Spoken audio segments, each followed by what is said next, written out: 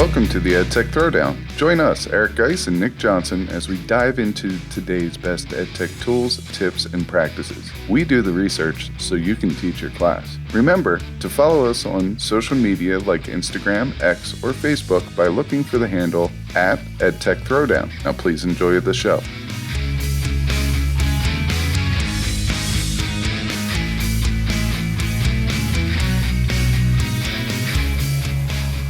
Welcome to the EdTech Throwdown. This is episode 177 called Canva App Throwdown. In this episode, we'll talk about some of the often overlooked Canva apps that make this powerful platform even more awesome.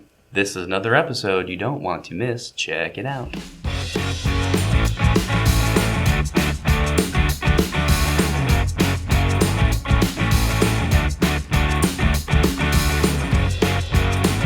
Alright, back, episode 177. This episode is really inspired by a couple of PDs that either will happen or have happened. A couple weeks ago, I was able to sit down with some of our administrative team and go over some Canva apps that might be useful for them.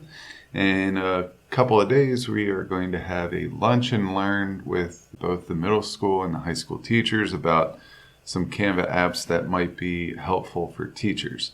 And really that is the motivation behind this episode, is we felt like maybe other teachers would like to hear about these Canva apps, because after doing some research, there are so many. It's almost like an overabundance and an overstimulation of Canva apps.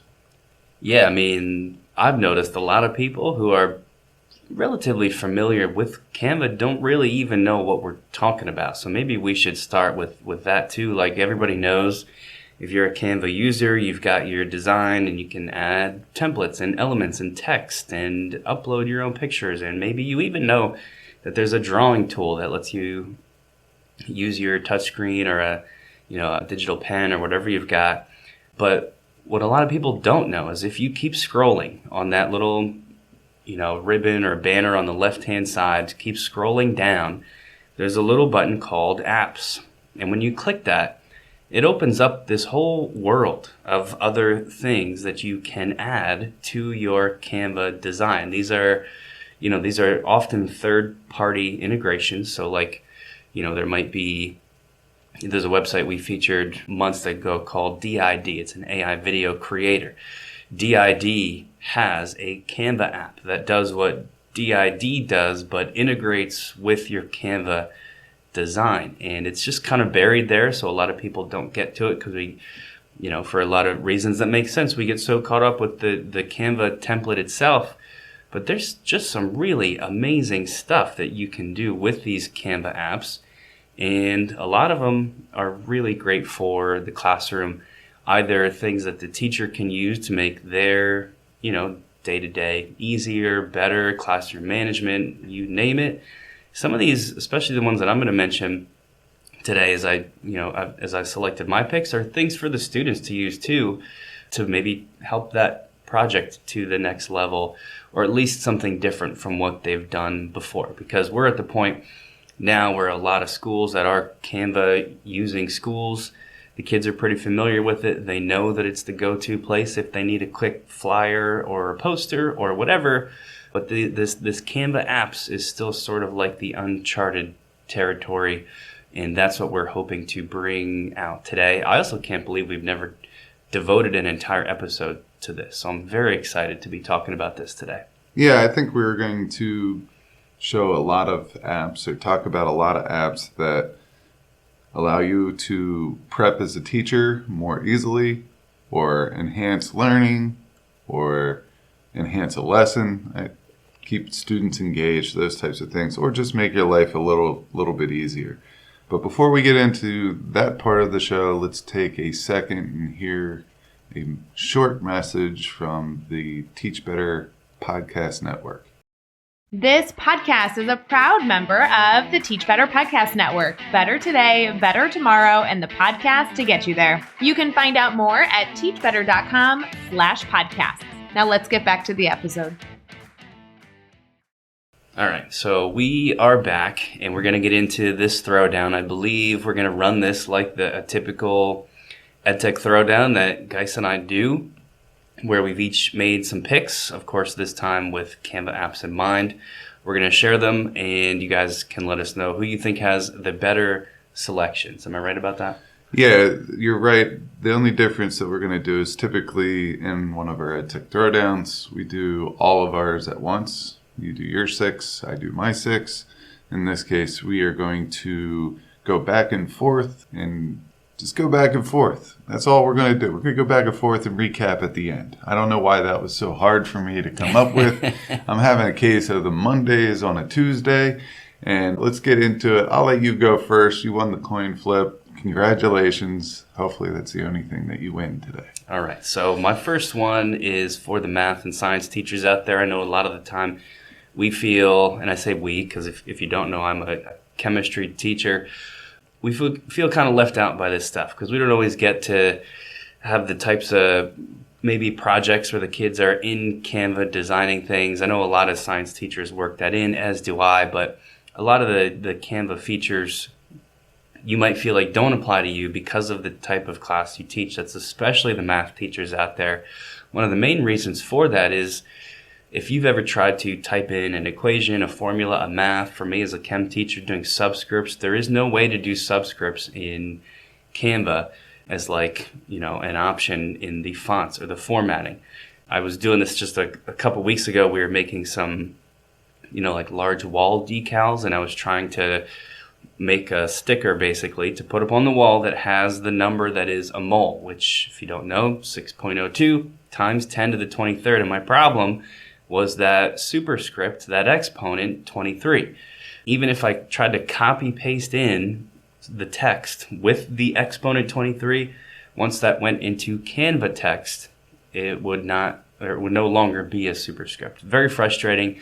A lot of math and science teachers get to this point and they're like, okay, yeah, whatever, I can't be bothered with this. I'm just going to go to my Google Doc and type it out. There is a Canva app for equations, and its name is literally equations. So the next time you are trying to make something with math, maybe complex fractions, maybe matrices, you name it, it's got it. Just like if you were typing in your Google Doc equation editor, this is that, but for Canva. I wish I had known about this a couple weeks ago when I was trying to create all this stuff to decorate my walls with. But you can, put equations into Canva in just the same way. All kinds of different layouts, images, lines. You can build these formulas in like a little calculator, and then once you're finished, you click add, and then it adds that thing to your design, and you've got your equation exactly like you like it. This is really great if you want to do some more creative stuff in that science and math classroom, like maybe have the students do a lab report in a poster form. The only weakness to that for me has always been, how do they get their math in there? Well, now I can point the students to this equations app so they are good to go. This one's a game changer for me. I know if you're like an English or a history teacher right now, you're probably super bored, so I wanted to get that out of the way quick for the math and science folks out there, but it's a really good one. So you're going to leave everyone hanging with decorate your walls. So just so everyone knows, Nick has been making these awesome posters on our poster plotter that is, he basically outfitted the 400 hall with science-y themed stuff. He has planets above doors, he has all the equations and famous scientists and things like that. So it was fun watching him struggle, and it was also, I guess, more fun for me to see him do some research on the Canva apps and get kind of frustrated because he would have saved a lot of time with that one. Well, it was frustrating because it was just so much work. Like decorating an entire hallway worth of stuff took up way more time than I thought. I probably have at least 50 hours into this thing, just sort of doing a little bit each day for the first couple months of school. But it did come out pretty cool, and have Canva to thank for that, because pretty much the whole thing was done in Canva, and it worked out real nice. Yeah, it looks great. All right, let's get into my first one. This one is called Brand Fetch. You'd find it the same way. Go to apps, search Brand Fetch. I think this one is very good if you are doing PSAs in class, or if you are a club that is making a poster for a fundraiser, and say you have like a Krispy Kreme donut sale, or say you're doing Nike t-shirts for homecoming, or something that has a brand logo. Typically what we do is we go out to Google, we search for the logo, we bring it into Canva. That typically takes down the quality of the picture, and there's a whole lot of steps there. With brand fetch, all you have to do is type in any type of brand, whether it is Nike, whether it's Adidas, whether it's Wrangler, whether it's Life is Good, anything, and it's going to pull up their logo and allow you to add it to your design really quickly.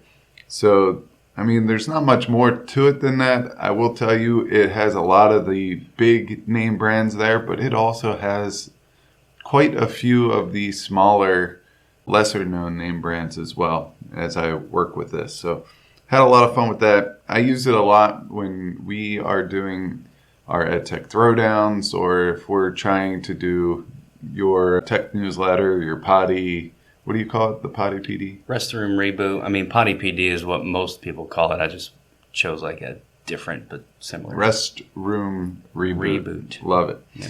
All right, so you could easily use that for your restroom reboot if you're talking about an EdTech tool, such as Canva or Quizzes or something like that. They're all in there.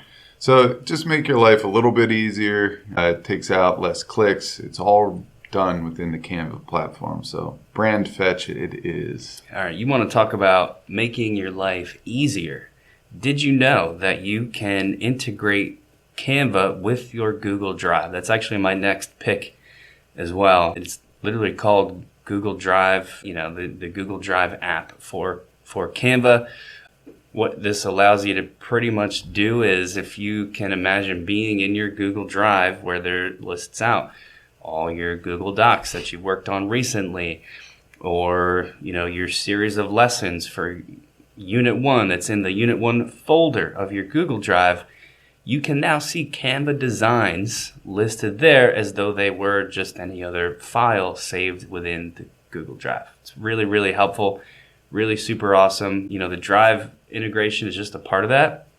This also would allow you to add Canva designs to a calendar event. Like you might link a Google Doc to a calendar event, so when that meeting starts, everybody opens up the Google Doc timeline, or the Google Doc, here's the bulleted things we got to talk about. That can now be a Canva design. This can include Gmail. So when you go to create an email, there's a little Canva button there next to that thing, and you can actually import email templates from Canva to send out. This could be really cool if you're sending like a quick little newsletter home that you don't really want to go through the trouble of making a newsletter. Bring in that Gmail template, and also opens up all of the typical, the editing features of Google, but now with the ease of, Canva design and that sharing aspect too. So this is probably my favorite one, just because to me it's a no-brainer. If you're a Google school and if you use Canva, you need to get this Google Drive app integration immediately, because it's a giant time saver. So you led that off. If I knew about it, I did know about it, but I didn't know what it did.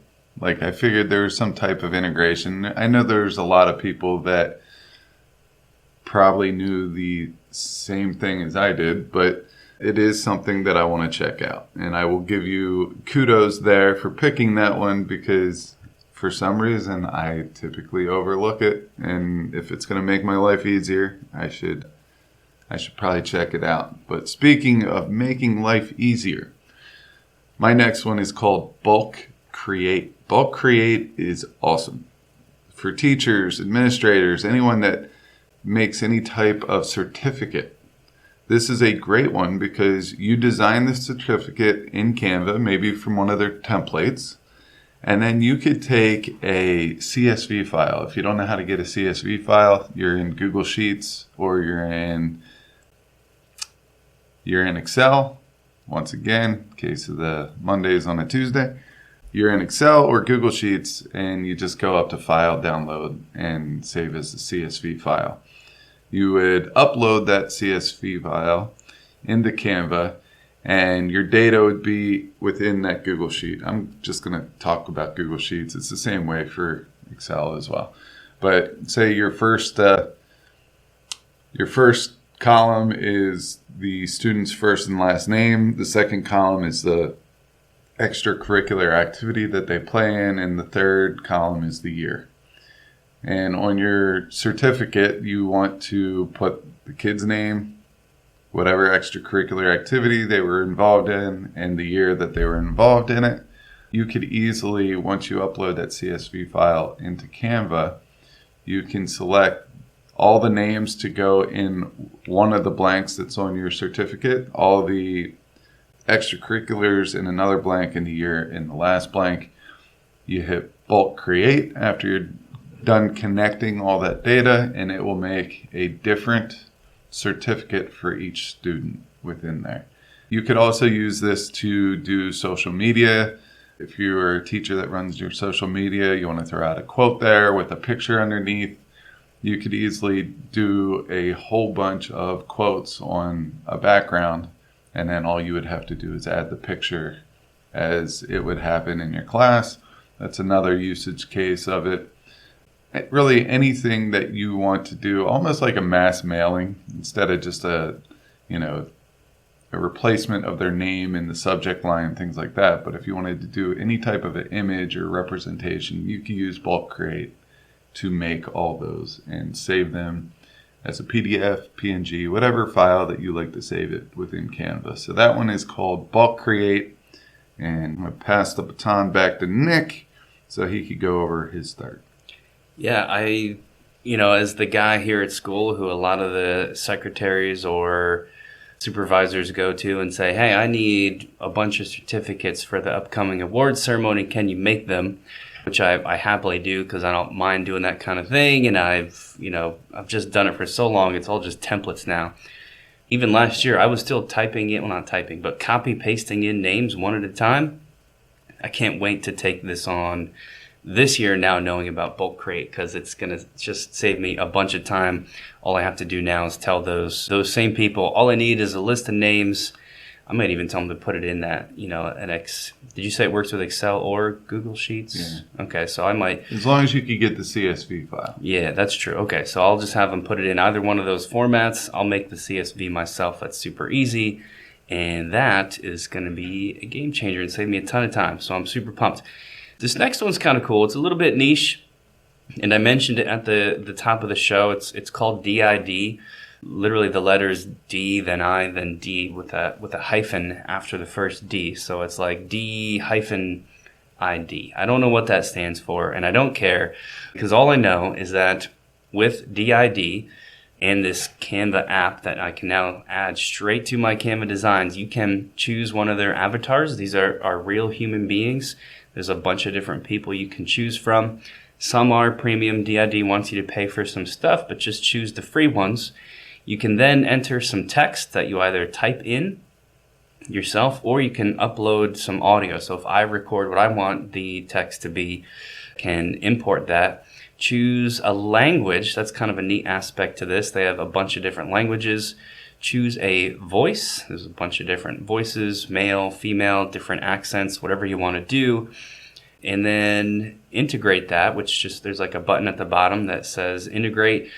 It will add a video of that avatar saying the text that you just typed in. This could be super cool, I think, for student projects, actually, where you might have them create a video where this avatar is the presenter and speaks out what the students type in or what you want them to say and talk about, just as like a neat little twist on things. In the advertisement for this, it says that one thing you can do with DID is bring historical characters to life. So if you envision like George Washington being the avatar, you can have George Washington speaking out whatever you want him to say. I'll be honest, as I was looking through the avatars, I could not find any historical characters like any well-known people, and I don't see a way that you can add them yourself. So I'm not sure what that was referring to, but even without that, it's just cool to know that you can have a fake digital presenter. Maybe you're making something and you don't want your face on it. You don't want your voice, but you still want it to say what you want it to say. DID is the way to go for that. And making it directly in Canva means, of course, you can have this avatar speaking on top of whatever classy looking Canva design you want it to be talking over top of. So that one's pretty cool for me. I've always been a fan of DID, and even more so now that it integrates straight to Canva. Yeah, when I think of DID, I have used it in the past when I was making Jeopardy games. I always had, I don't know if you remember, and I'm not sure if they still do this, but in Jeopardy, every once in a while, they'll have a person when you pick a category and a clue amount. It might have a person there that introduces the clue. Okay. Or the question. And I used it for that in the past. My daily double square, I would just put an avatar there that would speak. And usually it's a video. I make it into a video. And I have different pictures running in the background. And then they have to give the answer based on whatever that is. But that is a cool one. I do like that app. The next one for me is called Image Upscaler. What it does is if you have a picture that is slightly blurry or slightly below quality, you could upscale that image. And I'm going to be perfectly honest, if the picture is so far gone, it's going to be still far gone. But if it is close, for example, sometimes I make icons and you see these little stray black lines if you zoom in. It will take care of those and make it a solid line. I took a picture of the Mona Lisa that was slightly blurred. I just really liked the frame that it was in, and I wanted to try to get that a little bit more polished, and I was able to use that image upscaler. It's hit or miss sometimes, but I'm telling you, sometimes with some of these one-off people, what I mean by that is maybe there's only a couple of pictures of that person, because they're from the 1400s, 1500s, 1600s.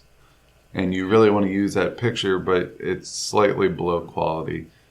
I would try Image Upscaler. It has saved my rear end a whole bunch of times when I'm designing things. Just makes them a little bit more polished. So I would recommend checking out Image Upscaler if you're doing some type of presentation and you just can't get around, or you can't find another image to replace the image that you're looking at. Yeah, I'll give another example. We were talking about the posters or stickers, decals, whatever that I was printing out. I had a hard time with that because, to put on a wall, things have to be relatively large. When you blow things up to a large scale, you can often see the pixelation of that image if it's, even if it's a high quality a high quality picture, sometimes just enlarging it to like even a 24 inch by 24 inch, printout, you can see the pixels and it doesn't look good. You do not want to hang that up. So I actually used Image Upscaler for some pictures of famous scientists, because those were some of the things I put on the wall. And it, like you said, it wasn't perfect, but it was enough to make it passable, enough that you didn't see that printout and say, wow, that looks really blurry and terrible. Just kind of takes the edge off a little bit. So it's a good one to know about. For my next one, I'm actually going to do two because they're similar and opposite. Cheat. The first one is called Sketch to Life, and the second one is called Speed Paint. Let's start with Sketch to Life. This is for the non-artists out there, the people who can't draw things but still need those images. You can take a rough sketch and it automatically turns it into an image. So if you're looking for an icon of a slice of pizza, you can do a really quick rough sketch with your finger, your mouse, your trackpad, your pen, your stylus, whatever, and it notices, hey, I think you're trying to draw some pizza, and it creates that pizza for you. Helpful, fast. If you can't find the other thing you're looking for, just by searching like Canva's usual, elements, graphics, icons, photos, whatever. Speed Paint is kind of the opposite of that. This one starts with a picture and turns it into a speed drawn video. So now I put in that picture of pizza and it takes the image and creates a video from that shows somebody drawing that picture of the pizza. This could be a cool addition to maybe videos that you're creating for your class or videos you're having your students create, maybe as like a nice introduction or an exit to something they're talking about. The ability to incorporate that element of this photo being drawn is very cool. And since I'm talking about these, I'm going to actually do another one that's not even on my list called Cartoonify that does exactly what it sounds like. Takes an image, turns it into a cartoon. Just another fun little element that you can build into your projects, whether it be presentations, posters, newsletters, and that goes for you and your students. So somehow I snuck in 3 there. Sorry, I don't know if that is necessarily fair, but I did it anyway. Well, it's okay because, in the small print in the rules, it said a 4,000 vote penalty for each one above Fair enough. the one, or above the 6 that were required. Right. So nice job there. Those are all quality, so we'll allow it. My next one is called Lucky Wheel. It is exactly that. Sometimes we like to have randomization in our classroom, whether it's picking groups or who's going to ask a question or answer a question or get take a paper ball and try to shoot it into the recycling bin for extra points or something. But Lucky Wheel, there's several different ones of these on there. But basically, you're just making all your students be around the wheel, and it's a random name generator. I use it for groups. I use it to see who's going to present first after we're done creating our projects for a period. I use them a lot of the time, and being able to easily access that whenever I need, I think is a great way to go upon a class period and keep gamifying your class period. So check out Lucky Wheel. And I will say this, for all 6 of mine, I made little videos for those. If you go over to our YouTube channel, EdTech Throwdown, you can see that there's both Canva for administrators and Canva for teacher playlists. I would strongly recommend you go check those out if you're not 100% confident with Canva. If you just want to see some of the ones that we're talking about, I'm sure that we'll make some short videos of Nick's picks as well. But just go check them out a little bit and get familiar with them. My next one is called Melody Muse. This is a way to turn a text prompt into music. It's nice because since it's making the music straight in Canva, you don't have to worry about finding it somewhere else, downloading it, then re-adding it to your Canva design. You could type in just like a simple prompt, like some of the examples they've got here are peaceful piano or soothing violin, loud drums, street jazz. These aren't my ideas. These are things that it's suggesting. You can enter a duration of your choice. Maximum duration is a little bit short. It's only 10 seconds. So you've got to keep in mind that this needs to be something that you could either loop or just use as like a real quick intro. But sometimes that's all you need. And then you just click this generate button and it automatically pulls that music in. Just, again, cuts out that middleman like I talked about originally. We are all the time having our students make things like podcasts or videos where it's tricky for them to find music, especially on student accounts where these music downloading websites are often blocked. Because it's in Canva, that shouldn't be a problem. I haven't tested it necessarily, but it's nice to know that there's at least an option to check out. That one is called Melody Muse.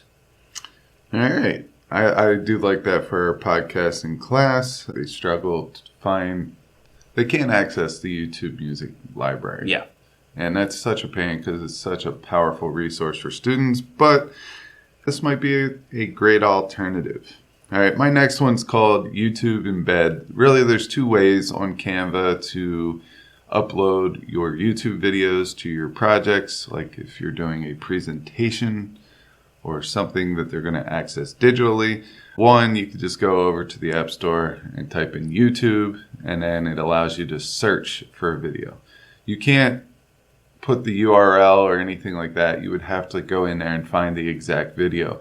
I would use that only if you're looking for a video, but you don't know what that video is and you want to stay on Canva rather than switching back and forth between YouTube. If you know the URL, you should use the one called YouTube Embed, or I think it might just be called Embed. And then you can copy and paste the YouTube link in there, and it's going to allow you to just add it right to your whatever you're working on, and it's formatted in a great way. It's It's not going to take up the whole page. You can size it up. You can size it down if you want. And it is nice and easy. So that one is called YouTube Embed. All right, that is super cool, and it's great for, mostly where we're using this as presentations where you want to play that video straight in there, like you mentioned. My final one is called Character Builder. This is where you can actually make a cartoon character, like a little avatar, fully designed by you to look exactly how you want to look. I think this will be very cool when used in conjunction with something called Canva Animations, which is a separate thing. If you didn't know you can do animations in Canva, you can. Essentially, when you have a little image, in this case, the little character that you build with Character Builder, you can set motion paths to have this character walking or moving or flying or jumping, whatever you want to do, and essentially then export that as this Canva animation. This would be great for classroom activities where the kids are making cartoons, except now that cartoon actually has motion, maybe with some music in the background that you add for Melody Muse, and some audio that the students record themselves. There's another one here called Lottie Files, which also has pre-made animations that I thought might be cool to help enhance a project like this. Lottie Files, Lottie, is just another Canva app. So again, I'm sneaking in two here, but trying to help you build out that cartoon design project in Canva and bring it to the next level. So I guess that's actually my final two, Character Builder and Lottie Files. And I will wrap this one up with charts. And I first have to make a confession. Google Sheets, out of all the Google apps, that is my worst one.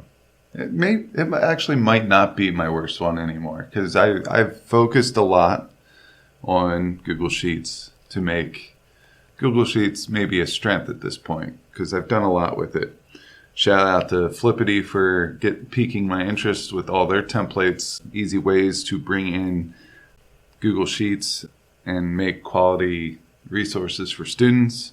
So go check out flippity.net. It's a shameless plug for them. I don't get anything for it. I just like Flippity. And I like saying the word Flippity. It just makes me happy. It's a good word. But let's get back to Charts, which is a Canva app. Just like in Sheets, you can take data from 3 columns and turn it into a graph. And you could do this very easily in Canva. You can make them different colors. You can customize them different ways. And it's super, super, super easy to use and add to your designs to make them look good. So go check out Canva's app called Charts. And that right there, my friend, is going to wrap up our picks. Nick had 1,000. I had 6. But that's okay. It's quality over quantity. I think I might have this one, but you get to be the judge. So we just want to go over our picks. I'm going to ask Nick to just name 6 of his 40, and I will name my 6, and then you guys can vote it out on Twitter at EdTech Throwdown when this episode is aired. So I've got Equations, Google Drive, DID, Sketch to Life, Melody Muse, and Character Builder. Head over and vote for me. All right, and I have Brand Fetch, Bulk Create, Image Upscaler, Lucky Wheel, YouTube Embed, and Charts. And that is going to wrap up this episode. I got teched. And that is going to wrap up this episode of the EdTech Throwdown. Please go over and check out all our socials, our YouTube channel, and all that. Until next time, go check out some Canva apps.